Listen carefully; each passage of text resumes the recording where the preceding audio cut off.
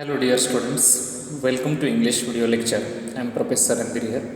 Friends, we are dealing section number 1. In this section, we have to start a lesson 1.5 which name is Mrs. Addis. To learn the actual lesson, we have to face icebreaker part that is comes on page number 43. What is the icebreaker that we have to learn here? So let's start. The icebreaker very first question to us.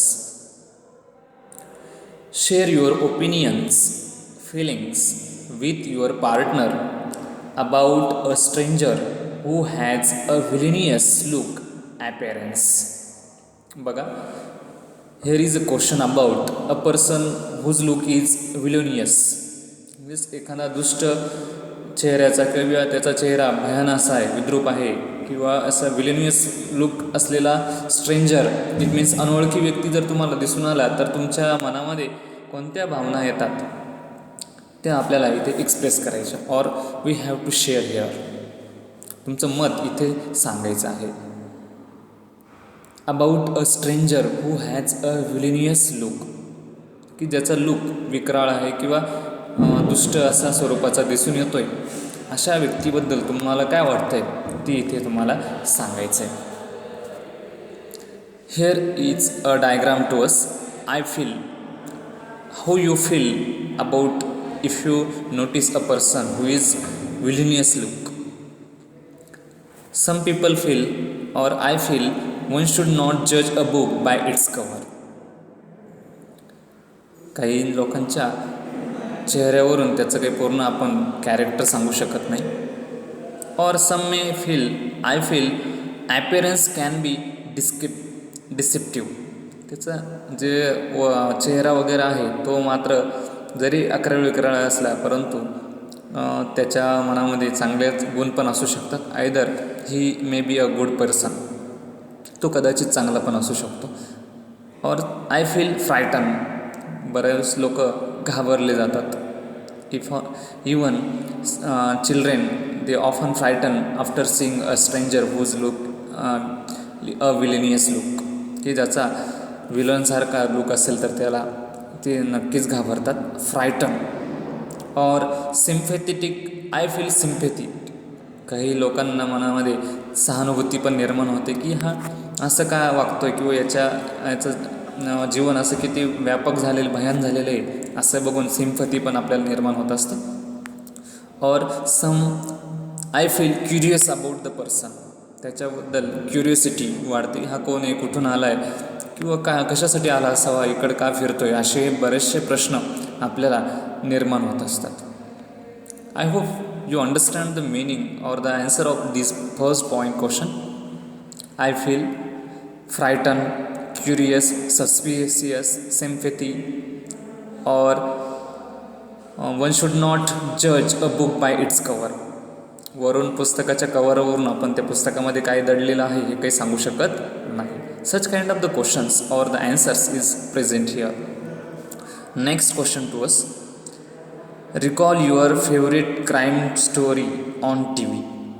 Discuss with your friend how you could prevent the villain thief from committing the crime theft. बघा, तुम्हाला जे काही crime story असणाऱ्या serials असेल ते तुम्ही बघितले असेल टेलिव्हिजनवरती, त्याबद्दल तुम्हाला चर्चा करायची. There are many crime stories or villainous stories, त्या तुम्ही डिस्कस करू शकता. For example Savdhaan India or crime India, such kind of the stories shown on television, and we have to aware about the criminals, how they do crime, and we have to stop after watching these videos. Okay, the next question. The feelings of a person when he commits a mistake are.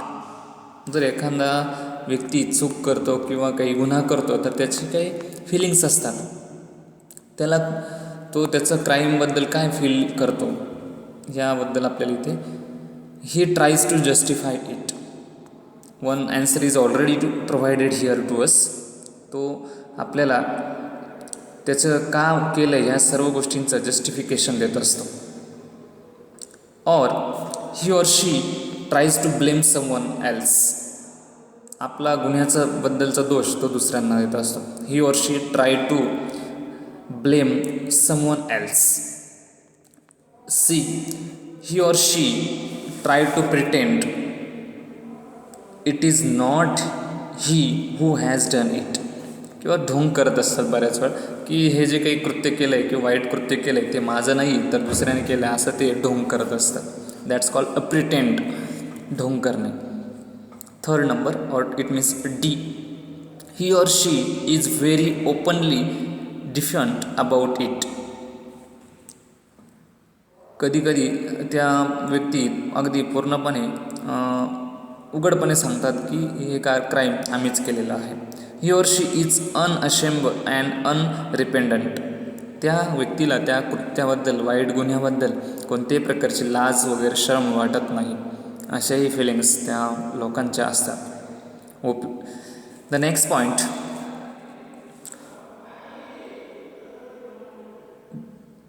The person who makes a mistake or commit a crime should be punish because. जर एखाद्या व्यक्तीने गुन्हा केलेला असेल तर त्याला शिक्षा दिली पाहिजे. का, याचं आपल्याला बिकॉज विचारलं आहे, कारण विचारलेलं आहे, ते आपल्याला इथे प्रोव्हाइड करायचं आहे. There are so many reasons behind it. Some reasons that we have to learn here. To maintain law and order. कायद्याचं पालन होण्याच्या उद्देशाने आपण त्याला शिक्षा देणे गरजेचं आहे. To protect innocent people. जे निष्पाप लोक आहेत अशा लोकांचा जीव वाचवण्यासाठी या गुन्हेगाराला पनिशमेंट करणं गरजेचं आहे. To protect innocent people. Other would not do the crime. Other would not do the crime. भविष्यात अशी काही क्राईम घडू नयेत या उद्देशाने किंवा या पनिशमेंटद्वारे बाकीच्यांना आळा बसावा, क्राईमला आळा बसावा हा उद्देश त्या मागचा असतो. The culprit should change his behaviour.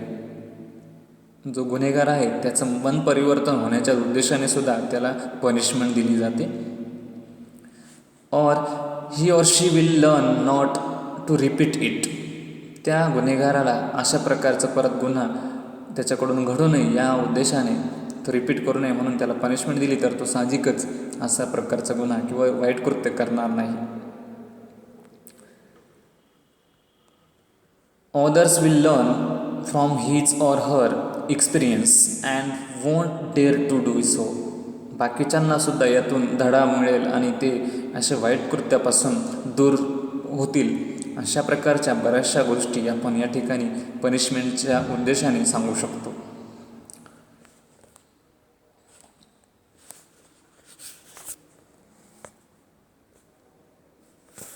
The introduction of the writer of this lesson, Sheila K. Smith, was an English novelist and poet. English novelist आहेत, कादंबरीकार आहेत आणि कवीसुद्धा आहेत, कवयित्री आहेत त्या. मेनी ऑफ हर नॉवेल्स वर set in the Borderland of Sussex and Kent in the English regional tradition. त्यांचे बरेचसे जे नॉवेल्स आहेत ते बरेचसे novels Borderland of Sussex.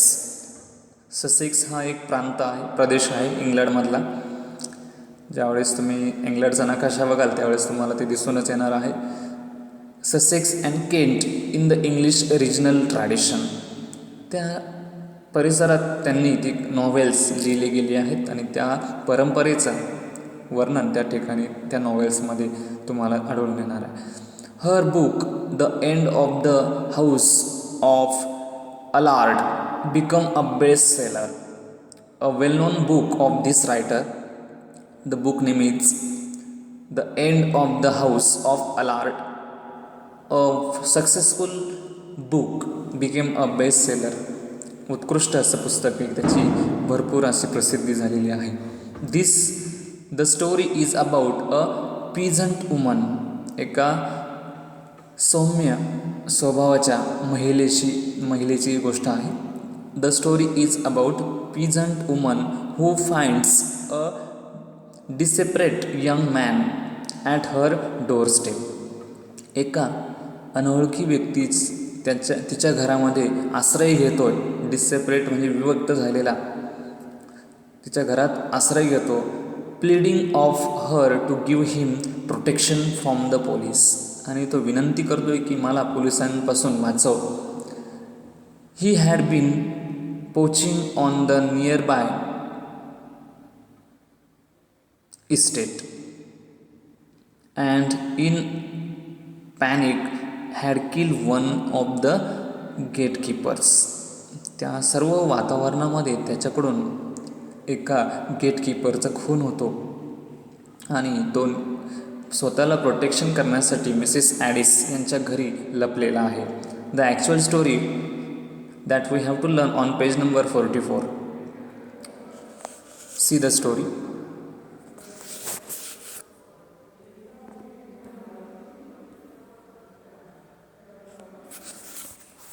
In northeast Sussex, a great tongue of land runs into Kent. North east भागामध्ये Sussex हा area आहे इंग्लंडचा. A great tongue of land, एक समुद्रकिनाऱ्याजवळचा भाग आहे. रन्स इन टू केंट, आणि जवळच केंटच्या भागाला तो जोडला जातो. It is a land of woods.